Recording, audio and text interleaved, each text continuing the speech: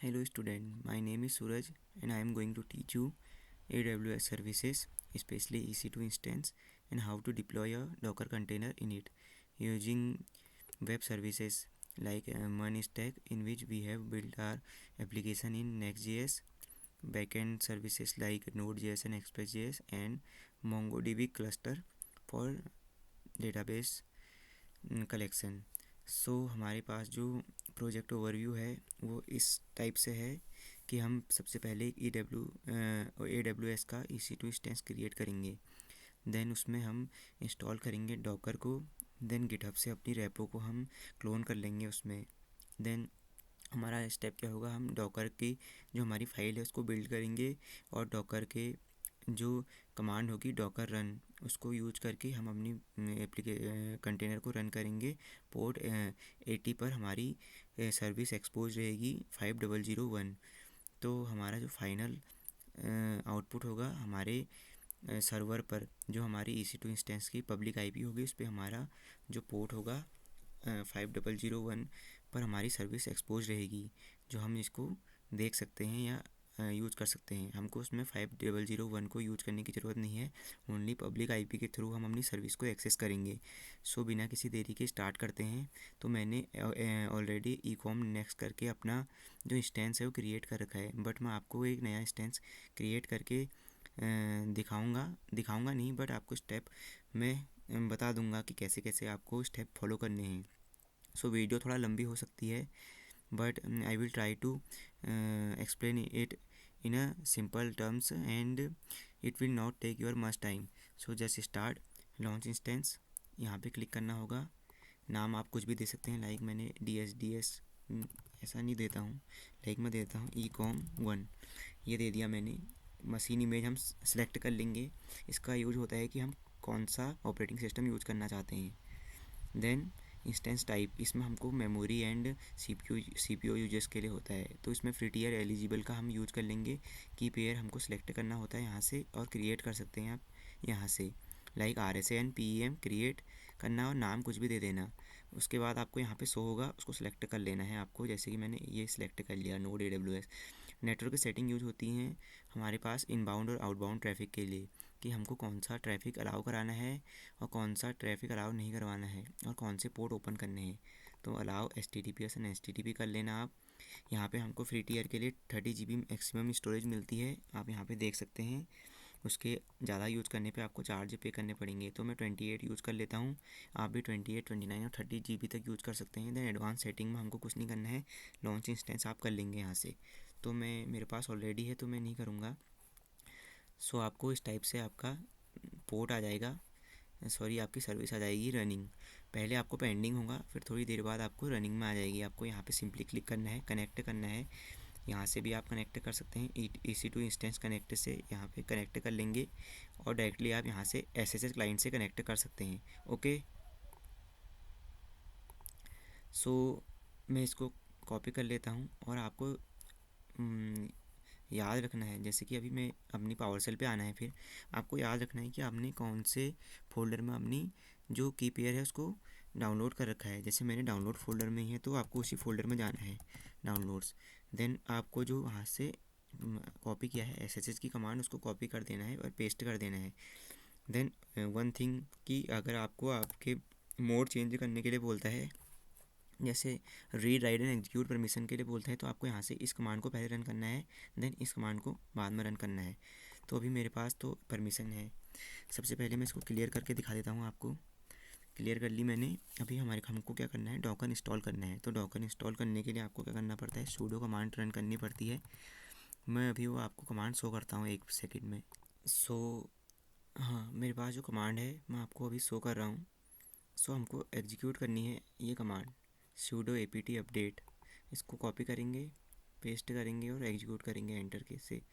फिर sudo apt install docker io.y, ये Docker को इंस्टॉल कर लेगा। sudo systemctl docker start and enable Docker, start और डॉकर को इनेबल करने के लिए, इसको डॉकर को परमिशन देने के लिए।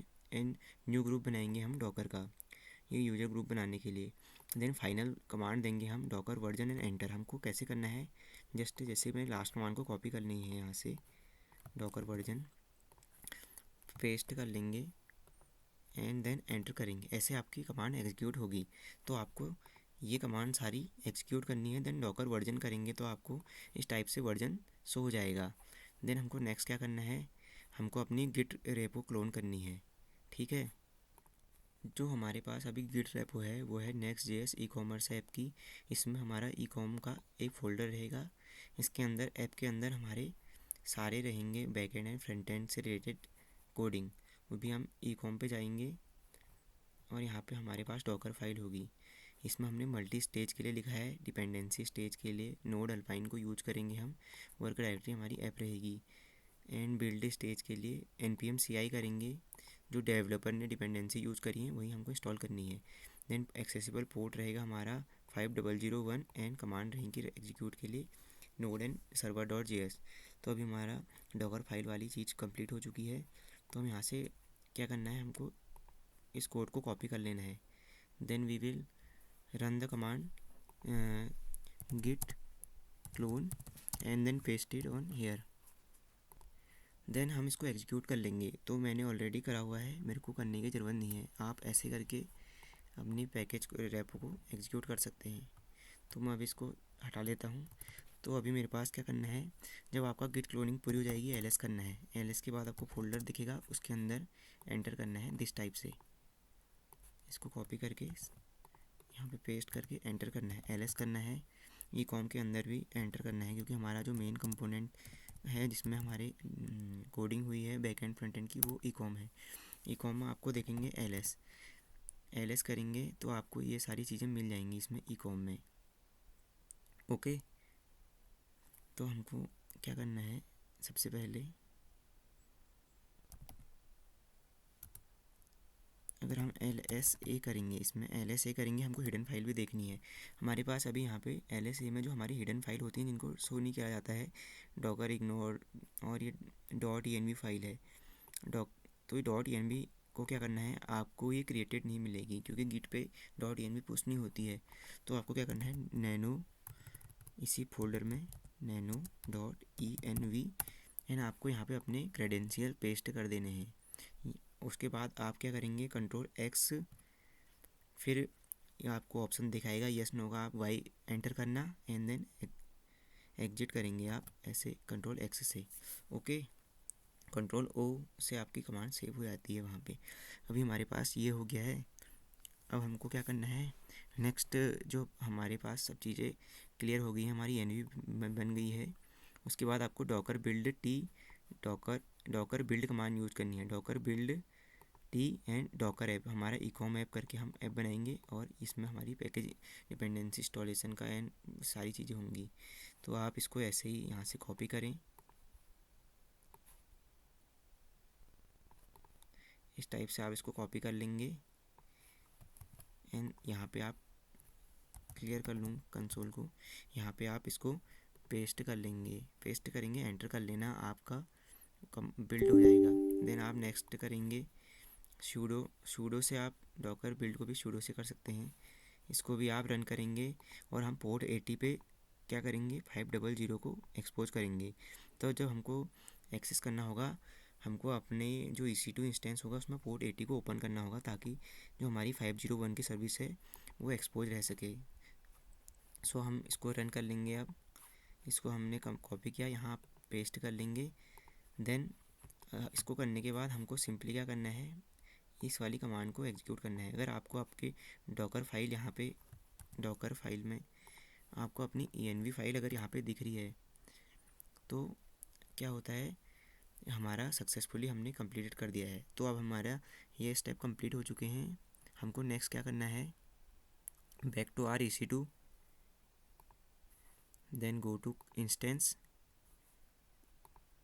Then copy the public IP and क्या कर लेंगे, हम इसको एक जगह पे हम इसको लाइक यहाँ पे मैं ऐड करता हूँ और यहाँ पे पेस्ट कर लेता हूँ पब्लिक IP को।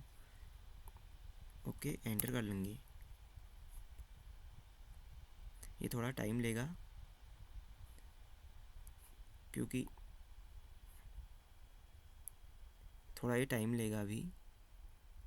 तो मैंने इसमें एक चीज़ करी है, मैंने डॉकर PS करके इसके लॉग्स चेक करे हैं जो अभी हमने ई कॉम वाला एप्लीकेशन बना रखी है, डॉकर कंटेनर बना रखा है, अभी ये स्टार्टिंग स्टेज में है, तो it will take some time. अगर ये रनिंग स्टेज में आता है उसके बाद हमारा सर्विस यहाँ पे एक्सपोज हो जाएगी, ओके, पब्लिक सर्वर पे।